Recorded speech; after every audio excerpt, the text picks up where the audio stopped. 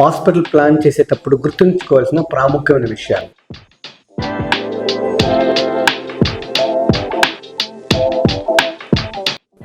Hospital చాలా maintenance ఖర్చు అవుతుందని, స్టాఫ్ మేనేజ్మెంట్ కష్టం అవుతుందని, స్టెరిలైజేషన్ చేయడం కష్టం అవుతుందని, అలాగే రికవరీ శాతం తగ్గుతుందని చాలామంది డాక్టర్లు చెప్తుంటారు. కానీ హాస్పిటల్ కట్టడానికి ముందే ప్లాన్ చేసేటప్పుడు వీటన్నిటిని కంట్రోల్ చేయవచ్చు. ఎలాగా?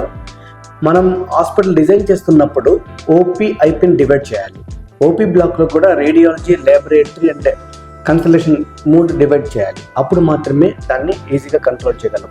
At the same time IP కూడా మనం టాప్ ఫ్లోర్లో ఆపరేషన్ థియేటర్స్ ఉంటే, ఐసీయూస్ ఉంటే మనం స్టెరిలైజేషన్ని మనం ప్రొటెక్ట్ చేయగలం. ఎందుకు అంటే చాలామంది జనాలు అటు వెళ్లకుండా ఉండటానికి మనం కంట్రోల్ చేయగలం. అలాగే ఓపీని, ఐపీని డివైడ్ చేసినప్పుడు మెయింటెనెన్స్ చాలా తగ్గుతుంది. మనం ప్రతి పేషెంట్కి ఒక అటెండర్ని పంపినప్పుడు మెయింటెనెన్స్ చాలా తక్కువగా ఉంటుంది. ఆ విధంగా మెయింటెనెన్స్ తగ్గించవచ్చు. మనం టాప్ ఫ్లోర్లో ఐసీయూ అండ్ థియేటర్స్ మనం ప్లాన్ చేస్తే స్టెరిలైజేషన్ కాపాడుకోవచ్చు. ఓపీ బ్లాక్లో రేడియాలజీ, ల్యాబొరేటరీ అండ్ ఓపీని మనం డివైడ్ చేసుకున్నప్పుడు మనం స్టాఫ్ మేనేజ్మెంట్ని ఈజీగా చేయవచ్చు. ఈ విధంగా చేస్తే మనం హాస్పిటల్ని చక్కగా మెయింటైన్ చేయగలం.